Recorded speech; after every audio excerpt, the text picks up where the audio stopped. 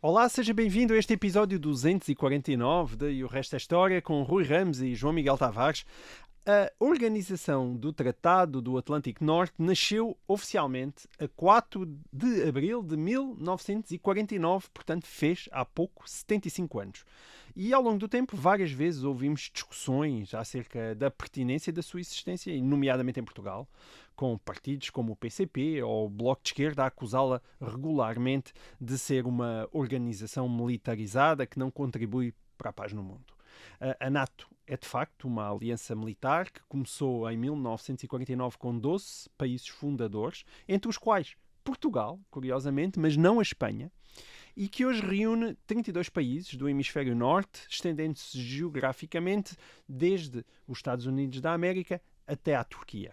Após a extinção do chamado Pacto de Varsóvia, em 1991, muitos argumentaram que a NATO era um resquício da Guerra Fria, que já não fazia sentido no século XXI, mas a verdade é que chegou a Guerra da Ucrânia e a NATO voltou a ganhar uma tremenda importância e a alargar as suas fronteiras com a entrada muito recente da Suécia e da Finlândia. Ao longo destes quase 5 anos de E o Resto é História, nós temos tido perguntas de alguns ouvintes, como o Hugo Borges Pinto, a fazer perguntas sobre a NATO. E então estes seus 75 anos parecem uma ótima oportunidade para falarmos dela. Rui, que organização é esta de que ouvimos falar tantas vezes e porquê é que nasce em 1949? E já agora, porquê é que continua a existir em 2024? De caminho, já que o teu trabalho de casa é pequeno, ainda levas com mais uma, que é porque é que então Portugal foi um dos membros fundadores, tendo em conta que a Espanha não foi, não é? A Espanha só então muito tarde, em 1982. Em 1982, exatamente. Bem, pronto, ficas aí para já contar com a história empresa toda. É isso, uma pequena encomenda. Certo.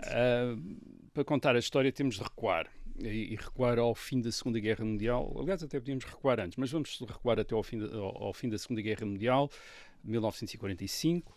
Portanto, em maio de 1945, quando a guerra acaba na Europa, uma grande parte da Europa e sobretudo das cidades europeias estão destruídas, porque a Alemanha lutou mesmo até ao fim, não foi como em 1918, que quando percebeu que a situação não lhe era favorável, propôs-se imediatamente entrar em negociações com os aliados. Em 1945 que a Alemanha não foi destruída? Não, em 1945 a Alemanha lutou mesmo até ao último dia. E por isso foi invadida. E foi ocupada e foi destruída. Portanto, a Europa também está dividida. Está dividida entre os vencedores. Portanto, a metade ocidental está ocupada por exércitos dos Estados Unidos da América e da Inglaterra também, e a metade oriental da Europa pelos exércitos da União Soviética. Isto aplica-se também à Alemanha. A Alemanha também está dividida desta maneira. Portanto, inicialmente, em cada um dos lados, os Estados Unidos, vamos falar dos Estados Unidos que representam os aliados, mas era a força predominante na Europa neste momento, os Estados Unidos e a União Soviética seguiam os acordos de Yalta, onde tinham estado Roosevelt, Stalin, Churchill, a pensarem o que é que, ou a negociarem sobre o que é que iria ser o pós-guerra na Europa, e basicamente o que eles estão a fazer inicialmente é promover a constituição de governos representando vários partidos, com exclusão daqueles partidos que tinham apoiado, ou daqueles setores de opinião que tinham apoiado a Alemanha durante a guerra. Portanto, esses estavam excluídos, os outros estavam a ser reunidos em partidos, e a ideia era irem-se a fazer eleições para se constituir governos representativos nestes países que estavam ocupados, quer pelos Estados Unidos, quer pela União Soviética. A ideia original era haver eleições em todo o lado. Era haver eleições, sim, era haver eleições, quer dizer, a ideia era... Incluindo nos países ocupados pela União Soviética. Todos os países, a ideia era...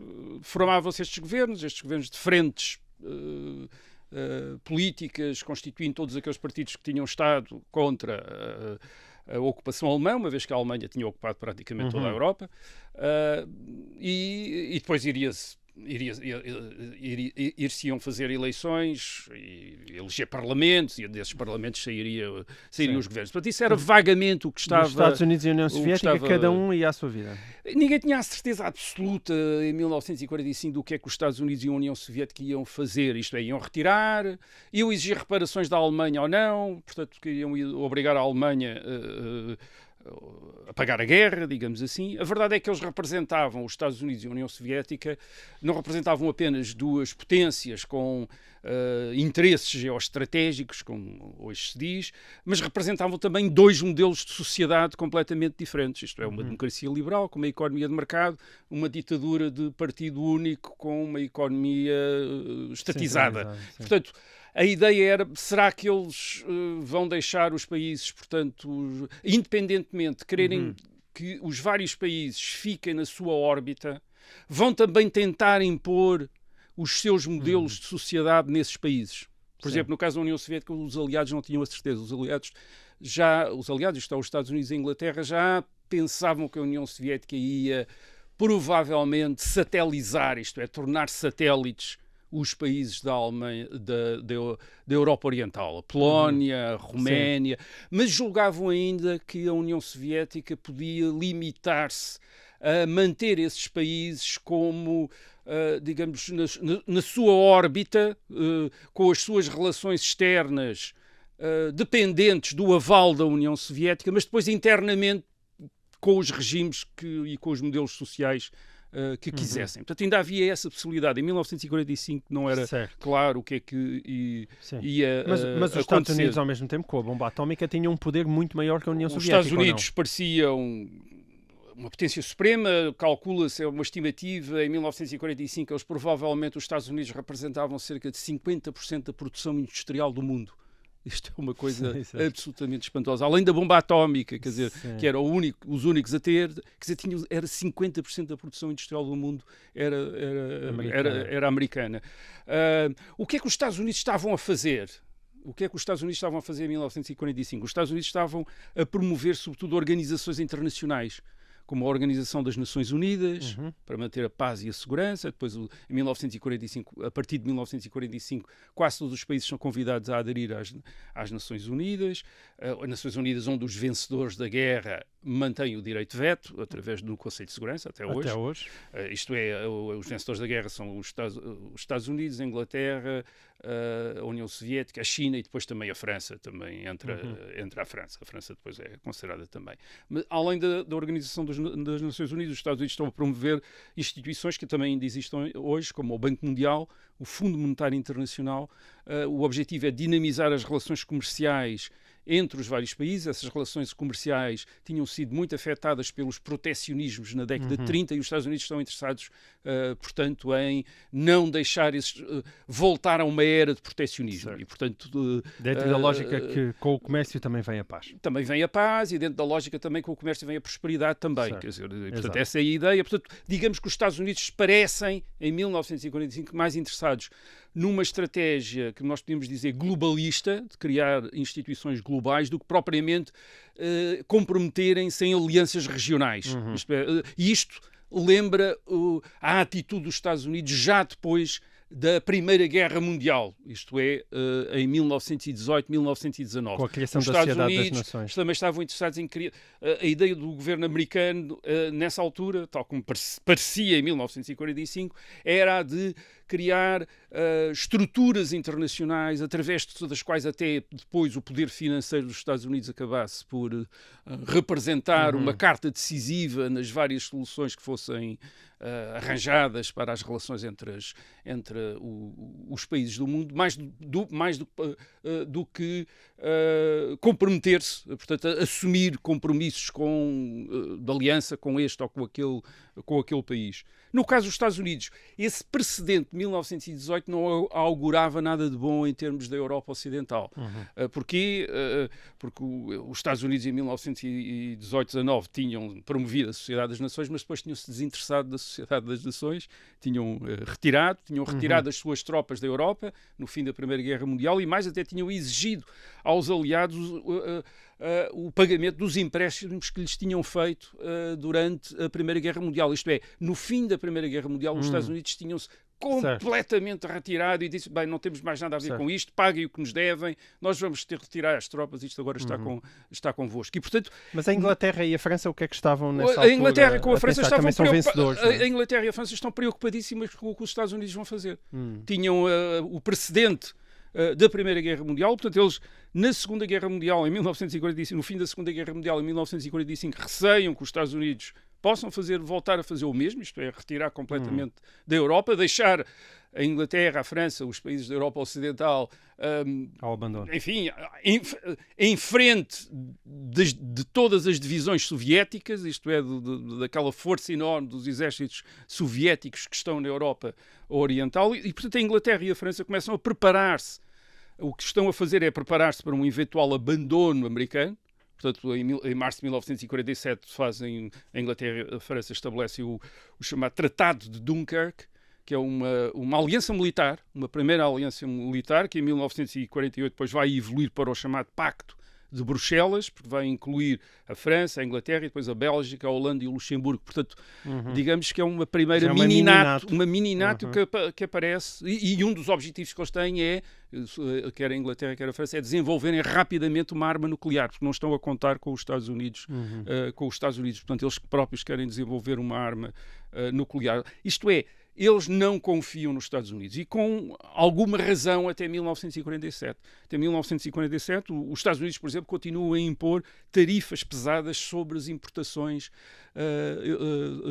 que fazem da Europa. Quer dizer, portanto, os Estados Unidos que estão ao mesmo tempo a promover as estruturas de comércio livre, quer dizer, continuam muito protecionistas em relação à Europa, vendem os produtos que vendem à Europa, vendem-nos com preços ainda relativamente caros, quer dizer, portanto não fazem descontos para amigos.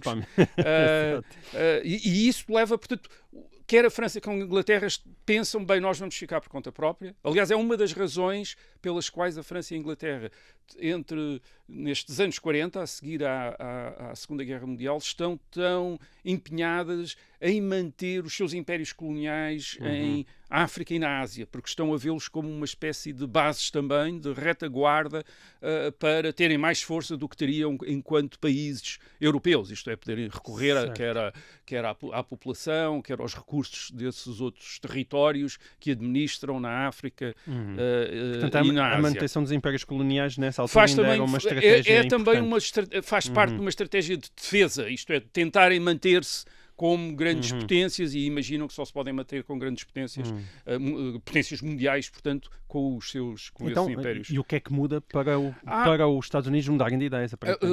Muda o comportamento da União Soviética, e é fundamental. Quer dizer, esse é talvez o grande fator. Inicialmente, nos países ocupados, como tinha dito, a União Soviética exerce a sua influência através de governos de coligação de vários partidos, até autoriza eleições, como na Checoslováquia, na Hungria, na Roménia, deixa fazer eleições. O único país que inicialmente, o único país daqueles que o exército soviético tinha ocupado, o único país que inicialmente a União Soviética parece absolutamente determinada em dominar completamente é a Polónia.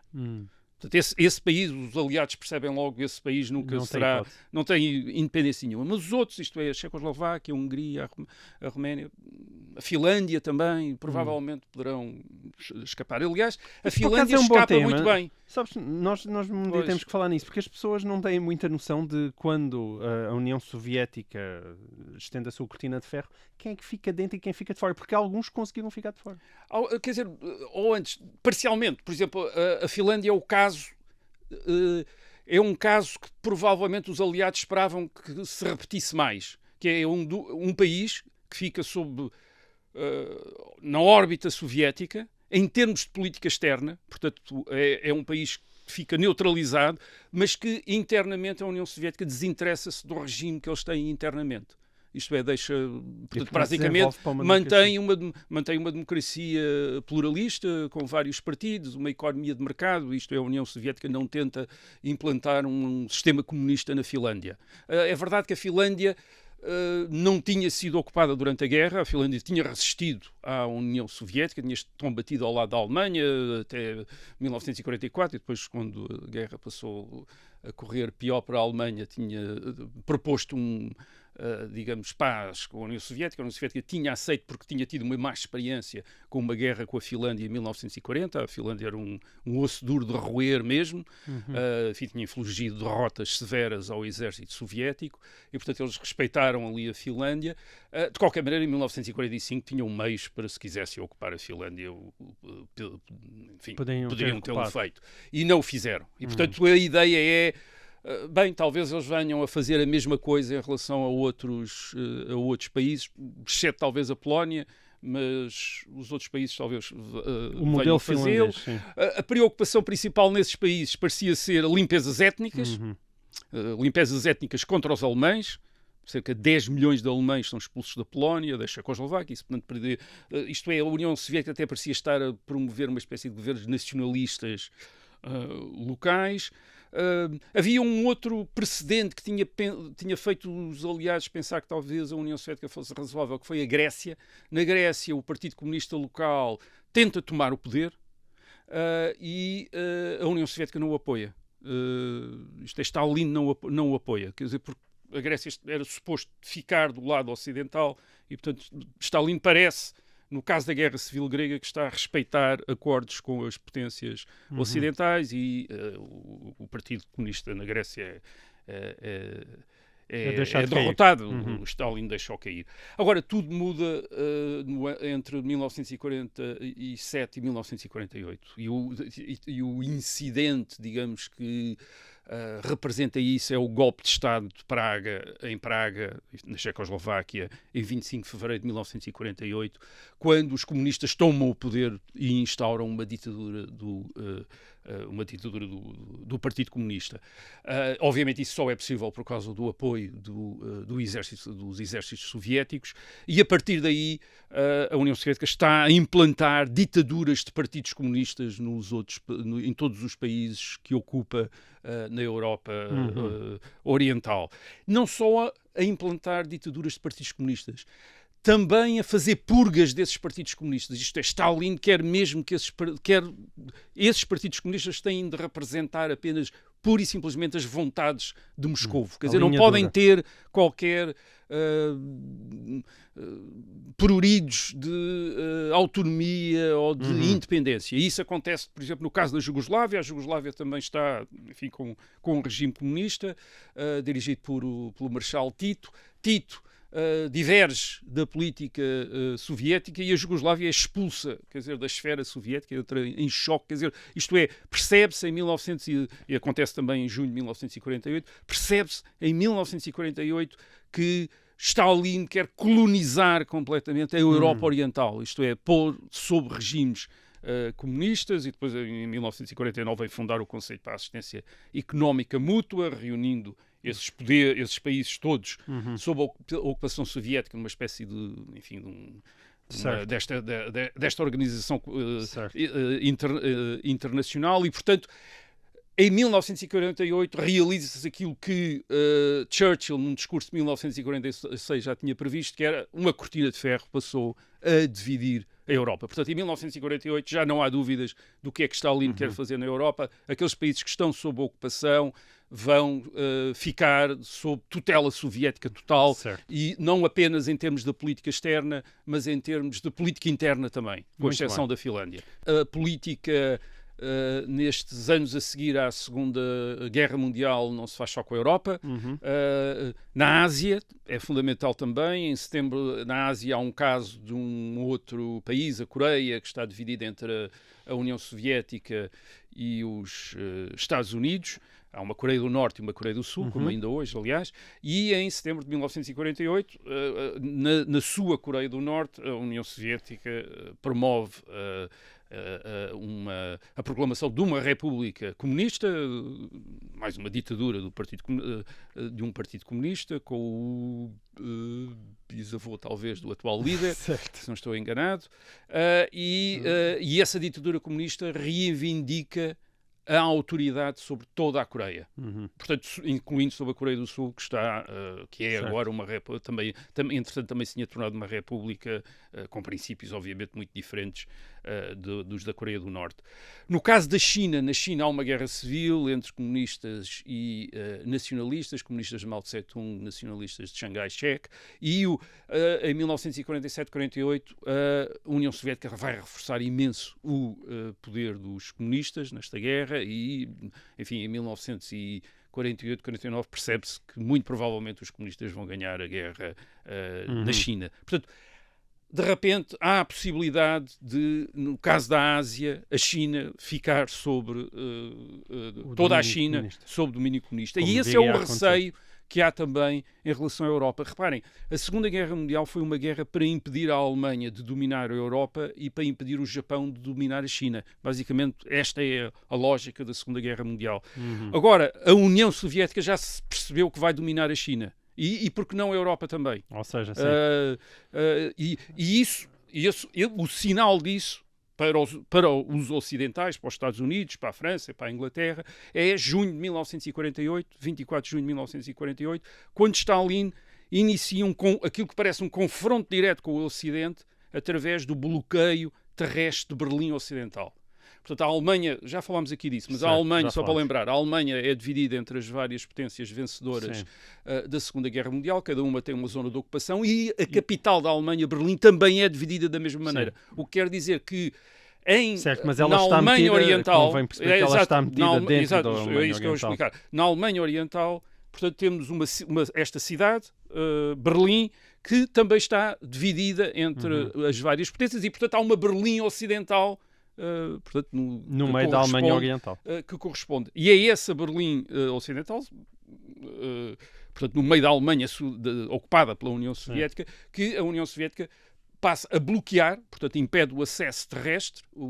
Depois os Estados Unidos vão fazer uma ponta aérea para abastecer Berlim, isto é, o que quer dizer com o acesso terrestre, isto é, a cidade não recebe comida, não recebe nada, portanto é isso, isso vai durar até maio de 1949, portanto a União Soviética parece estar interessadíssima em fazer cair um bastião do Ocidente na Europa, quer dizer, este Berlim Ocidental, e portanto a ideia é, bem, se vai fazer cair Berlim Ocidental, depois vai fazer cair a Alemanha Ocidental e vai-se começar já para não falar de todos os partidos comunistas que também eram muito fortes nestes países. E Stalin ainda conta com uma força, quer dizer, com uma quinta coluna, digamos assim, nos países ocidentais onde foi restaurada a democracia, onde há eleições, há enormes partidos comunistas em Itália e em França. Nas eleições de outubro de 1945, o Partido Comunista Francês é o maior partido em França, está no governo. O Partido Comunista na Itália também representa cerca de um quarto do eleitorado, cerca de 25%, também está no governo de Itália. E, portanto, para muitos daqueles que nos governos ocidentais, no governo da França, no governo da Inglaterra, no governo dos Estados Unidos, estão a olhar para a situação, a ideia é, bem, o que é que Stalin pode fazer? Stalin até pode usar as dificuldades económicas na Europa, que são enormes, falta de abastecimentos, o racionamento, ainda continua o racionamento da guerra, incluindo na Inglaterra, desemprego, inflação, cidades arruinadas, destruídas pelos bombardeamentos, etc. Portanto, grandes dificuldades. Stalin aproveitar isso para lançar os partidos comunistas ao assalto do poder. Os partidos comunistas tomam conta do poder e depois os exércitos soviéticos entram para os ajudar. É uma possibilidade. Os ocidentais estão convencidos que isto pode acontecer. E portanto, há movimentos para resistir. Quer dizer, o primeiro... E esses movimentos são vários, de vária natureza, e é a confluência entre eles que explica o surgimento da NATO. O primeiro é um movimento do próprio governo americano.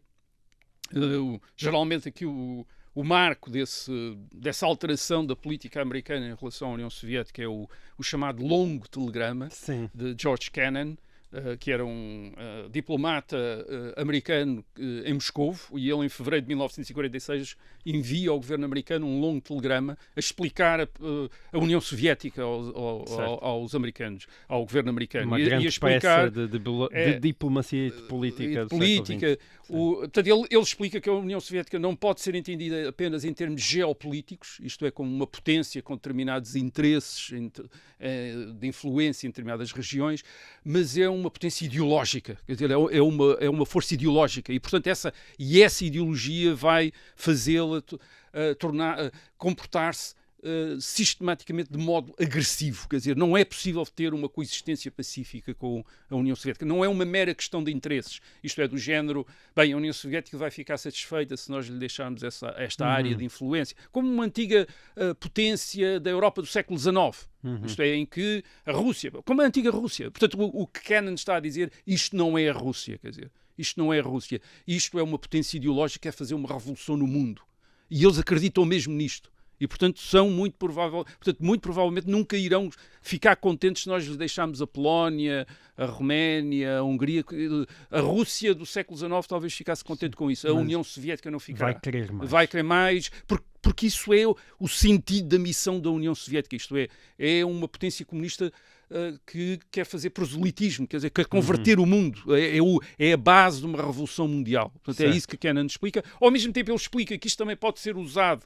Portanto, o telegrama não é completamente apocalíptico, quer dizer, ele diz bem, mas ao mesmo tempo, porque eles têm esta dimensão ideológica também os pode levar a aceitar parar em determinado momento. Porquê? Porque eles estão convencidos que a história está do lado deles. Portanto, eles estão certos e seguros que o mundo vai ser comunista.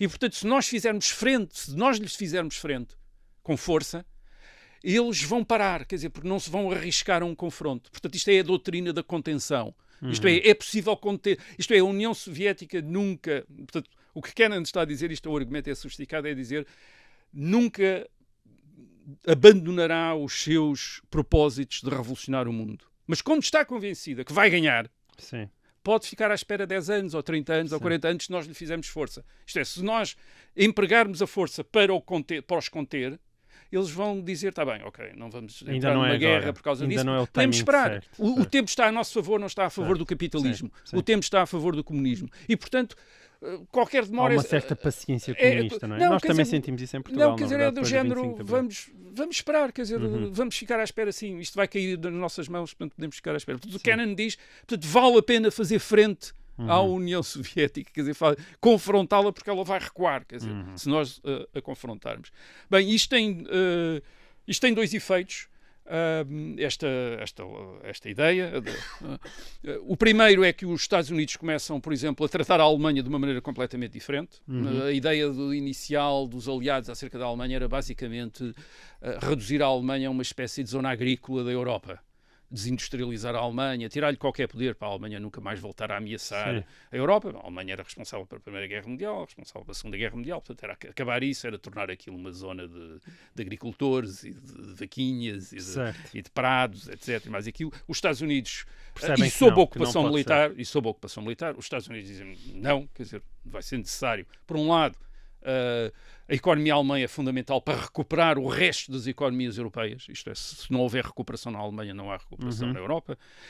E depois a Alemanha tem de voltar a ser um Estado. Democrático. E os Estados Unidos, em junho de 1946, fazem isso. Começam a restabelecer. Portanto, a Alemanha não tem governo próprio, está sob ocupação militar, sob o governo militar das potências ocupantes, mas os Estados Unidos, a partir de 1946, começam a criar estruturas democráticas na Alemanha, autorizando a eleição de assembleias regionais, quer dizer, começam claro, na Alemanha Ocidental, na Alemanha sob a ocupação americana, inglesa e francesa. E em 12 de março de 1947, Truman faz então um discurso também, em que promete ajuda aos países ameaçados pelo comunismo, como a Grécia, e isso depois vai dar, em junho de 1947, o famoso discurso de George Marshall, o general Marshall, nessa altura secretário de Estado, sobre o European Recovery Program, aquilo que nós vai ser conhecido como Plano Marshall, e que já falámos aqui há 2 anos atrás. Isto é curioso, este plano americano de ajuda à Europa é fundamentalmente estratégico. Quer dizer, a dimensão económica é importante para a Europa, mas para os Estados Unidos não é de facto muito. As exportações na economia americana valem menos de 5% do PIB. Quer dizer, os Estados Unidos não precisam do resto do mundo quase. Sim. Quer dizer, não precisam do resto do mundo. Portanto, não é isso. Quer dizer, têm petróleo, são um dos grandes penso que nesta altura serão o maior produtor de petróleo, têm um mercado interno enorme que permite um desenvolvimento económico enorme. Portanto, e daí, aliás, as forças políticas isolacionistas que existem neste momento na América. Isto é Truman, o presidente Truman, portanto, o sucessor de Roosevelt, ao anunciar este plano para ajudar o resto, os países no mundo que querem resistir ao comunismo, querem manter economias de mercado e querem manter democracias pluralistas, Truman está a ir contra correntes fortes nos Estados Unidos, que dizem, e nós com isso, quer dizer, o que é que nós temos a ver com isso? Eles que tratem da vida deles, quer dizer, nós não queremos saber disso. Mas tu falaste em 3 movimentos, este primeiro é a diplomacia americana, percebeu o que estava a acontecer. Portanto, qual é o segundo movimento? O segundo movimento é um movimento, acho que muito importante e que não devemos subestimar, que é um movimento intelectual. É um movimento intelectual em que coincidem conservadores, gente da direita, liberais, mas também socialistas não comunistas, na ideia da importância da democracia pluralista, do Estado de Direito, da liberdade de expressão contra a ditadura comunista, contra o sistema comunista. Isso tem adquire várias referências intelectuais importantes nos anos 40. Em 1945 é publicado o The Open Society and Its Enemies, de Karl Popper, sim, a Sociedade Aberta e os seus Inimigos. Em 1944 já tinha sido publicado O Caminho da Servidão, do Friedrich von Hayek, que é um livro que depois vai ser divulgado pelas seleções do Reader's Digest nos Estados Unidos, portanto vai ser lido vai ser lido por milhões de pessoas. Portanto, a ideia de que não há liberdade política sem liberdade económica. Isto é, começa-se a formar aqui há uma espécie de renovação de um pensamento liberal, e depois é também os anos da publicação do Animal Farm, O Triunfo dos Porcos, de George Orwell, em 1945, depois do outro romance de George Orwell, em 1949, o 1984, portanto, 1984. E, portanto, há de repente, começa... Repare, George Orwell é um homem de esquerda, é um socialista, mas é também um anticomunista, um anti-stalinista, e portanto há o desenvolvimento de uma cultura anticomunista, uma cultura intelectual, e importante, quer dizer, que depois os Estados Unidos e a França e o governo francês e inglês vão ajudar a promover, mas é muito importante para muita gente perceber o que está em causa no confronto com a União Soviética. Isto é, não é apenas uma questão de geopolítica, de equilíbrio de potências, mas é também uma causa de liberdades e de garantias e de direitos. O terceiro movimento na Europa é popular, é um movimento popular, um movimento de rejeição do comunismo, sobretudo através dos partidos da democracia cristã e da social-democracia. Aliás, os partidos sociais-democratas são os principais, digamos, as frentes de choque com os partidos comunistas.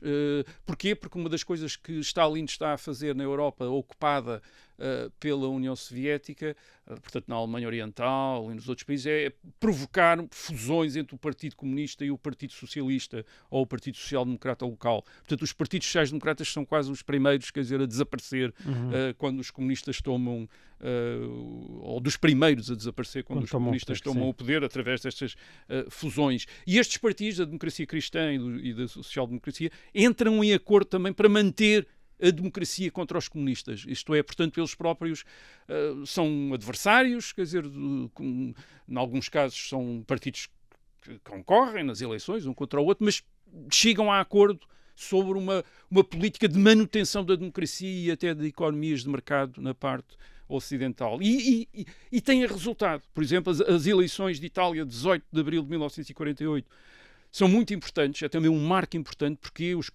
democratas cristãos tinham conseguido empurrar os comunistas para fora do governo em 1947, depois há eleições, os comunistas podiam ter ganho as eleições e voltar ao governo, e a verdade é que os democratas cristãos conseguem uma maioria absoluta no Parlamento de Itália em abril de 1948. Isto é, há uma base popular para resistir ao comunismo. Isto é, as populações da Europa Ocidental não estão disponíveis para se renderem, digamos, ao comunismo, nem à demagogia comunista, nem à força comunista. E é isto que tu achas que desagoa na formação da NATO? É tudo isto que vai desaguar no Tratado do Atlântico Norte, assinado em Washington em 4 de abril de 1949, por dois países do continente americano, novo da Europa, os Estados Unidos, Reino Unido, a França, a Bélgica, a Holanda, a Itália, a Dinamarca, a Islândia, a Noruega, o Canadá.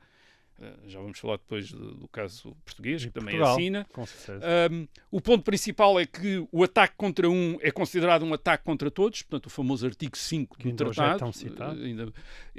Mas o mais importante do tratado é este. A partir daquele momento, os países da Europa Ocidental têm agora a garantia de que os Estados Unidos vão colaborar na defesa da Europa Ocidental. Isto é, estão empenhados na defesa da Europa Ocidental. A NATO representa não apenas algumas estruturas militares conjuntas, como por exemplo um comando supremo, mas representa também uma uniformização dos equipamentos, isto é, os exércitos ocidentais são todos equipados da mesma maneira, e exercícios conjuntos e, sobretudo, o estacionamento de tropas americanas na Europa. Cerca de 500 mil de soldados americanos fica na Europa, sobretudo na Alemanha, para prevenir qualquer aventura soviética.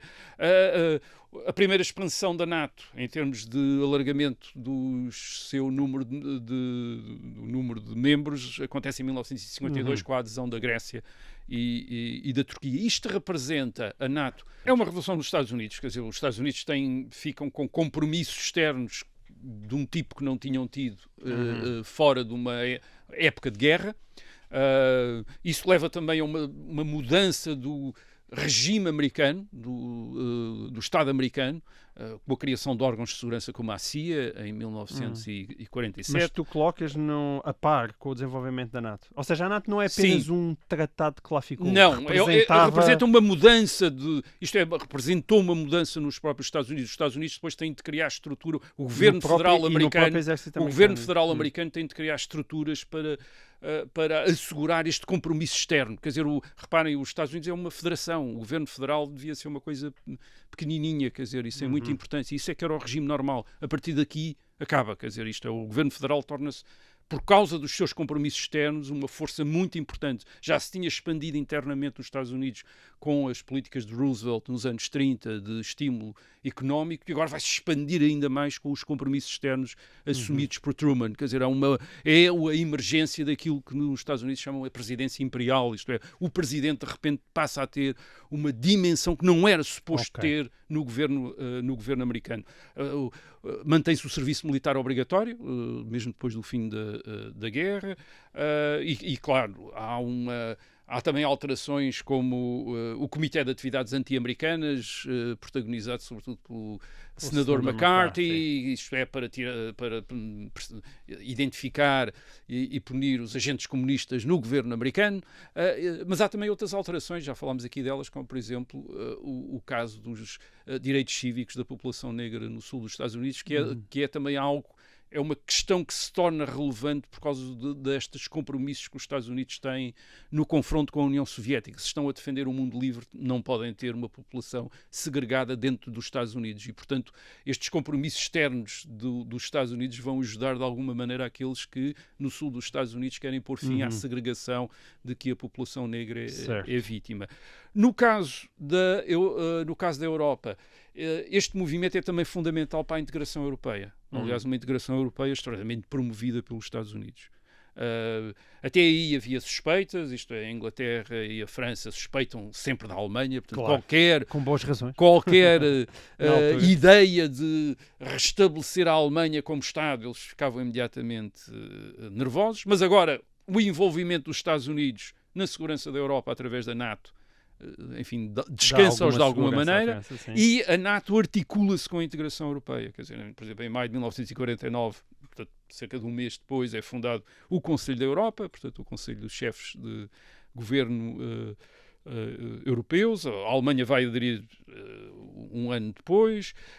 Em 1951, a produção de carvão e de aço nos 6 países, a França, a Alemanha, a Itália, a Bélgica, a Holanda e Luxemburgo, vai ficar sobre uma só autoridade. É o princípio daquilo que vem a constituir mais tarde, em 1957, o mercado europeu, a Comunidade Económica Europeia. Em 1950 há a Convenção Europeia dos Direitos Humanos, que contribui para identificar a Europa com os direitos humanos, e é uma maneira de se distinguir da Europa Oriental e da esfera soviética. Reparem que nesta altura, já falámos isso também aqui, esta é a altura em que o Gulag atinge o máximo, os campos de concentração soviéticos atingiu o máximo da sua população. Certo. Portanto, há mais de 2 milhões de pessoas nos campos de concentração soviéticos. Portanto, esta declaração europeia, a Convenção Europeia dos Direitos Humanos, portanto, é dizer nós somos é um mundo completamente à parte desse mundo soviético de campos de concentração, trabalho escravo, etc. Portanto, somos um mundo à parte. E ao mesmo tempo a Alemanha Ocidental e a Alemanha recupera em maio de 1949, reparem mais uma vez, no mês seguinte à Constituição da NATO, é fundada a República Federal da Alemanha, com a capital em Bonn. Stalin depois, em resposta, funda a República Democrática, a chamada República Democrática Alemã, em outubro de 1949. Ele depois ainda propõe, em 1952, Stalin ainda propõe a finlandização da Alemanha, mas Adenauer não compra isso. Portanto, Adenauer quer uma Alemanha ancorada no Ocidente, na NATO, à qual vai aderir em 1955, e a adesão da Alemanha à entrada da Alemanha Ocidental na NATO em 1955 corresponde à constituição do chamado Pacto de Varsóvia, portanto uma espécie de NATO da União Soviética. Portanto, este é o começo da NATO, mas não é um começo muito auspicioso, porque inicialmente tudo parece estar a piorar para os países ocidentais. A China caiu em outubro de 1949, sob o domínio comunista. A 8 de março de 1950, a União Soviética anuncia que já tem uma arma nuclear. Portanto, já não são só os Estados Unidos que têm armas nucleares. E a 25 de junho de 1950, a Coreia do Norte invade a Coreia do Sul. Em outubro, a China ocupa o Tibete. Portanto, isto é o mundo livre, como para usar a expressão americana, o mundo livre parece estar mesmo em retração. Quer dizer, o comunismo está em expansão no mundo. O Konrad Adenauer, que é o chanceler alemão, pensa mesmo que a guerra na Coreia, isto é, a invasão da Coreia do Sul pela Coreia do Norte, é o começo de uma ofensiva global de Stalin. Portanto, ele julga que Stalin está a preparar-se para fazer o mesmo na Europa. Certo. Isto é, começou na Ásia, mas vai começar a fazer o mesmo na Europa. E, aliás, é essa a grande razão por qual os Estados Unidos se empenham na Guerra da Coreia. Os Estados Unidos enviam um exército para defender a Coreia do Sul, e não é apenas por interesses estratégicos na Ásia. Eles sentem que precisam de dar na Coreia do Sul a prova de que estão dispostos a defender a Europa também. É a Coreia, e é de facto a Coreia e a Guerra da Coreia que convence os europeus de que os Estados Unidos, apesar da NATO, atenção, apesar da NATO, é a Guerra da Coreia que convence os europeus definitivamente que os Estados Unidos estão mesmo empenhados em entrar em guerra por causa deles.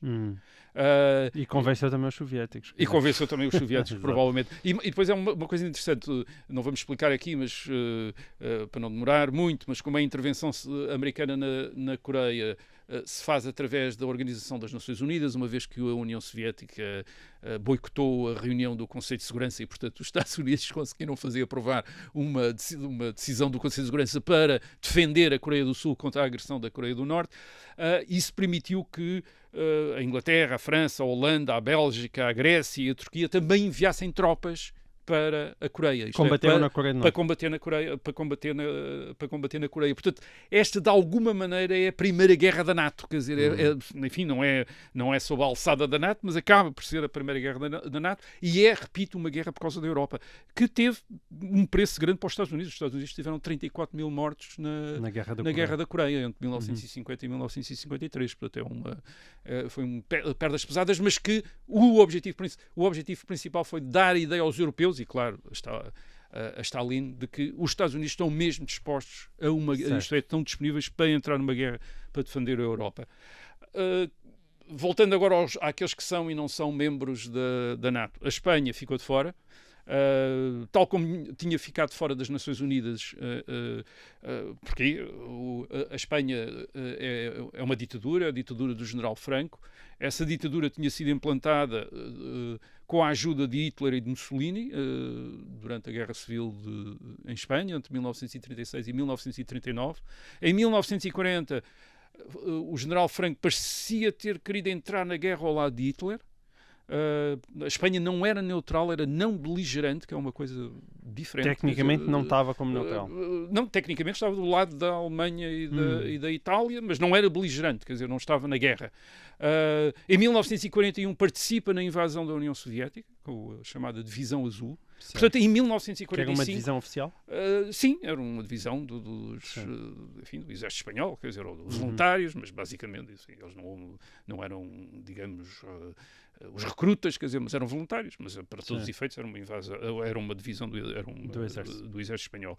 E por isso em 1945 é tratada pelas Nações Unidas e pelos Estados Unidos como uma potência hostil. Aliás, em 1945 a Espanha recebe um ultimato da Assembleia Geral das Nações Unidas a dizer que tinha 15 meses para estabelecer um governo democrático, ao fim do qual eram cortadas todas as relações com a Espanha. Mas porquê é que não aconteceu? A Guerra Fria salvou Franco. Quer dizer, os Estados Unidos, a partir de 1947-48, precisam de aliados e quaisquer aliados anticomunistas são bons aliados, quer dizer, incluindo o General Franco. Quer dizer, portanto, isso também serve, obviamente, para Salazar. Portugal também não é uma democracia, o Estado Novo não é uma democracia. Aliás, é o único regime autoritário na NATO, em 1949. Mais tarde não vai ser o único, porque a Grécia e a Turquia também vão ter fases de ditadura e vão continuar na NATO. Mas certo, em 1949 mas na fundação está numa ditadura. É o único. Porquê é que a NATO aceitou isso? Bem, parece não fazer muito primeiro sentido. É um regime também anticomunista, portanto também interessa, mas depois estava numa situação muito diferente da Espanha. Durante a guerra, Portugal fora neutral, mas reafirmara a aliança inglesa em 1939. Portanto, Portugal estava ao contrário da Espanha, quer dizer, estava do lado dos aliados, quer dizer, não era beligerante, era neutral, fazia negócios, aliás, com ambos os lados, mas salvaguardou a aliança inglesa, e ao abrigo dessa aliança Salazar tinha cedido bases aos americanos e aos ingleses nos Açores em 1943, durante a Segunda Guerra Mundial. Quando já tinha percebido para que lado caía, sim. Não, quando se tinha tornado seguro fazer isso. Isto é, mesmo os aliados não exigiriam a Portugal bases antes. Porquê? Porque havia o perigo da Alemanha ocupar. Portanto, eles não tinham interesse nenhum. Quer dizer, ninguém tinha interesse antes de 1943 em fazer isso. Eles exigem em 43, ou pedem em 43, porque sabem que é seguro. Portanto, enfim, digamos que não foi só Portugal entrar ao lado dos aliados quando já era seguro, os próprios aliados só pedem a Portugal, só fazem pressão para Portugal para entrar ao lado deles, quando também é seguro, porque não querem estar interessados em ter os alemães em Lisboa, não é? Quer dizer, que era aquilo que aconteceria se tivessem feito isso em 1941 ou em 1900 até 1942. Na prática, portanto, Portugal ajudara muito mais os aliados do que ajudar a Alemanha e mais os Açores. Os Açores são considerados pelos Estados Unidos como fundamentais. E porquê? Porque a NATO, nesta altura, tem para a defesa da Europa uma estratégia essencialmente periférica. Isto é, os Estados Unidos dão como perdida a Europa, no caso de um ataque soviético. Portanto, eles imaginam que num prazo de dias, as forças soviéticas vão chegar aos Pirineus ou para a Itália, aquela coisa toda. Portanto, a Europa vai ser perdida. Não há meios... Isto é curioso. Eles imaginam uma guerra com a União Soviética tal como uma guerra com a Alemanha nazi em junho de 1940. Quer dizer, um blitz. E os carros de combate soviéticos vão estar nos Pirineus, vão estar no Canal da Mancha, num prazo de dias, de semanas. E, portanto, interessa-lhes bases à volta da Europa. Quer dizer, e Portugal era importante por causa das ilhas, outras bases eram, por exemplo, a África do Norte, o Médio Oriente também, que era a partir daí que depois se iria fazer a reconquista da Europa, um ou 2 anos depois da ocupação da ocupação soviética. Portanto, esta estratégia periférica torna importante Portugal. E a NATO também foi boa para Salazar, não é? Sim, legitima o Estado Novo. Em 1945 as oposições estão confiantes em que podem identificar o Estado Novo com o fascismo e levar os aliados a fazer pressão também para derrubar o governo soviético. Isso não acontece, o governo salazarista, isso não acontece. O Salazar, neste momento, é um aliado, torna-se um aliado dos Estados Unidos e da Inglaterra. Também tem vantagens em termos de modernização das Forças Armadas portuguesas, da reciclagem dos seus oficiais, embora depois eles venham lá dos cursos da NATO com ideias, alguns com ideias democráticas, como se viu, aliás, em 1961, 1961, com o chamado golpe de Botelho Muniz, nitidamente oficiais que vêm da NATO e julgam que a relação com os Estados Unidos é fundamental e, portanto, que o regime tem de se alterar em Portugal para se tornar mais conforme a esta aliança com os Estados Unidos. Mas a NATO, por exemplo, não vai apoiar as guerras portuguesas em África na década de 1960, portanto não aceita a lógica de uma guerra fria que Portugal diz, enfim, o governo salazarista diz, estamos ali, também estamos a defender a África contra forças apoiadas pela União Soviética e pela China comunista, enfim, a NATO não. Mas não Salazar chegou a sugerir a intervenção da NATO nos territórios coloniais? Não, de maneira nenhuma. Não, quer dizer, não. O que sugeriu era que o equipamento da NATO fosse usado em África. Era uma das coisas que a NATO dizia, que esse equipamento não pode ser usado em África. Certo, portanto, o equipamento que já equipava o exército português não podia ir para a África. Não poderia ir para a África. De facto, depois Portugal acaba por comprar armas à França, à Alemanha, mas é criticado dentro da NATO. Por exemplo, a Holanda e a Noruega criticam constantemente nas reuniões da NATO Portugal pela sua política africana ao longo dos anos 60 e no princípio da década de 70. Depois do 25 de abril de 1974, Portugal é o primeiro membro da NATO a ter comunistas no governo, o que leva ao afastamento de Portugal de certas reuniões da NATO. Aliás, fazia-se duas reuniões, portanto, uma reunião com Portugal e outra reunião sem Portugal, onde Portugal não estava, o governo português não estava, quer dizer, porque enfim, havia segredos que não se queria passar para nessa altura a Itália e a França já não tinham comunistas. Não, desde 1947, quer dizer, já não tem. Agora, em 1974-75, nenhum partido importante propõe a saída de Portugal da NATO, nem mesmo o Partido Comunista. Portanto, toda a gente está, digamos que, persuadida que Portugal tem de permanecer na NATO. A estratégia do Partido Comunista é para, digamos... Mas o Partido Comunista sempre coloca nos seus programas eleitorais a saída da NATO. Não. A dissolução dos blocos militares. Quer dizer, aquilo é uma coisa... Mais Porquê? subtil. Porque o Partido Comunista queria mesmo, enfim, ter poder em Portugal e percebeu que só o podia ter se não pusesse em causa os equilíbrios de poder na Europa. Okay.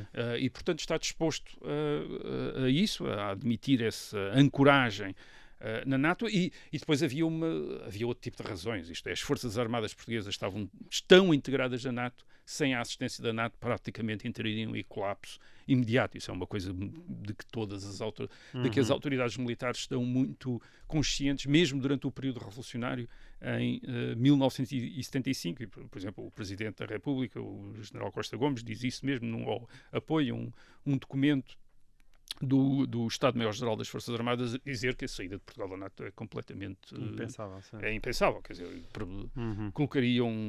entraria imediatamente em colapso. O que é que aconteceu à NATO depois de 1949? Bem, a NATO não evitou tensões entre os Estados Unidos e a França e a Inglaterra. Por exemplo, temos o caso do Suez, da Guerra do Suez em 1956, em que os Estados Unidos entram em confronto com a França e com a Inglaterra, uma situação bastante feia,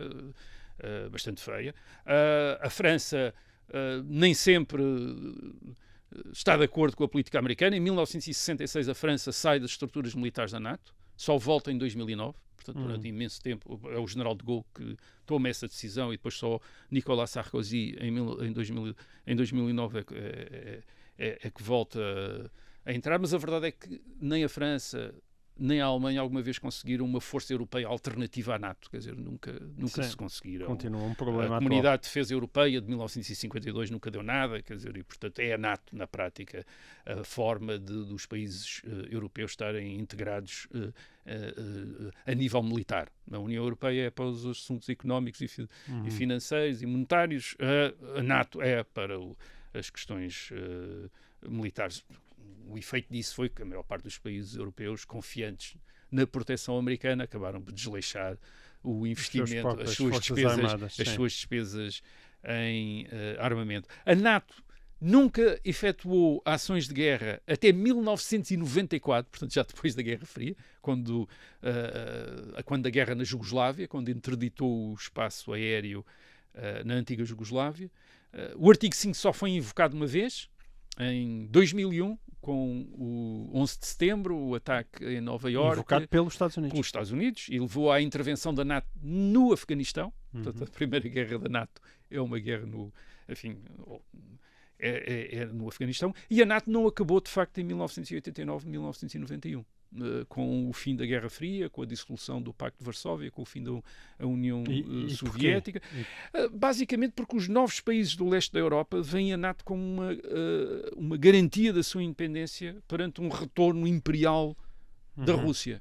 E, portanto, todos eles fazem... Muita gente no Ocidente não acreditava, mas que esses países acreditavam. Esses países acreditaram, quer dizer, a Polónia, a Hungria, os países bálticos, todos eles fizeram fila para entrar na NATO, também querem a proteção americana. Aliás, como aconteceu agora, em 2023-24, à Finlândia e à Suécia, quer dizer, que, de repente, depois destes anos todos, desde 1949, fora da NATO, com a invasão da Ucrânia pela Rússia, decidiram que finalmente a NATO era talvez uma coisa boa. Claro que tudo depende de os Estados Unidos também continuarem, o governo americano também continuar a achar que a NATO é uma boa ideia, e nem todos nos Estados Unidos têm essa opinião. E, portanto, o futuro da NATO, enfim, vai estar ainda dependente de muitos debates políticos que se vão realizar neste ano e no próximo. Muito bem. Bom, assim termina este nosso programa e o resto da história dedicado à NATO. Nós voltamos para a semana. Até lá.